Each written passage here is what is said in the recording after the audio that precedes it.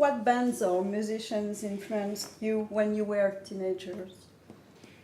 Jerry Lee Lewis, Little Richard, Chuck Berry. I would spend hours listening to Jerry Lee Lewis. Still do. And Elvis. I think even when I was very young, I used to listen to that when I was a child. And also film soundtracks, like Ennio Morricone and John Barry, really, and John Williams. I have a lot of memories of those. And it pretty much stayed that way till I started to listen to a bit of jazz and blues when I was a bit older. And then when I joined this band, I discovered a whole load more music, like Iggy and the Stooges, and even like the Sex Pistols, things like that, which is all very, very exciting. Still new territory for me, because I'm listening to that stuff for maybe 2 or 3 years now, but Jerry Lee I listened to for 20 years. And you, Jim?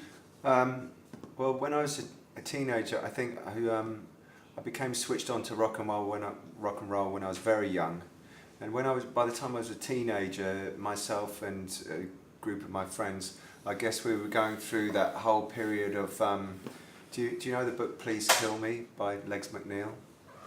Please Kill Me. No. It's Bible of punk rock. It's like the history, but it's basically it covers all the bands that were like the proto-punk band, like before punk rock, and the original kind of ethos about being very individual before punk rock became like a fashion. Yeah. I think this was about people expressing themselves and their artists. But there were all of those groups, the Stooges, the MC5, the New York Dolls, and on to the Cramps. And then I guess it was a period where musically the chart music and everything was really shit. And so you would look to what was the music of the kind of counterculture, the underground music, and this was bands like the Birthday Party and the Cramps, and the Gun Club, Panther Burns, stuff like that. And so during my teenage years, that was really what was being absorbed in. And you? Well, the musical path that I followed strangely echoed Jim's, even though we didn't know each other at that time.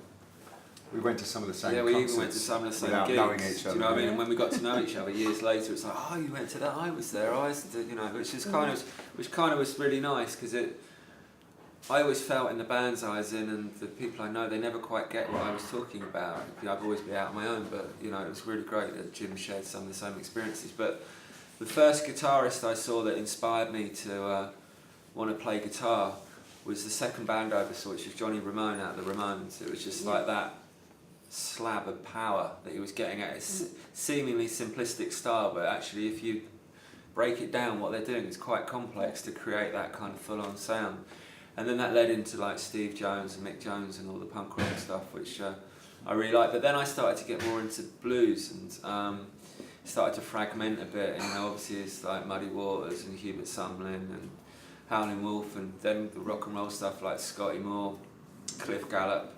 But then in the 90s, then in the 80s, that probably the person who had the biggest effect on me was Roland Howard from the Birthday Party, who I just thought was incredible. And then in the 90s, that led into things like John Spencer, Judah Bauer, but then all the Fat Possum stuff like Junior Kimbrough, R.L. Burnside, Kenny Brown, his guitarist, is fantastic, and also T. Model Ford. And then I ended up working with those people when I started my club night and booking them to play at the venue that I was working at, and that's where I met Jim.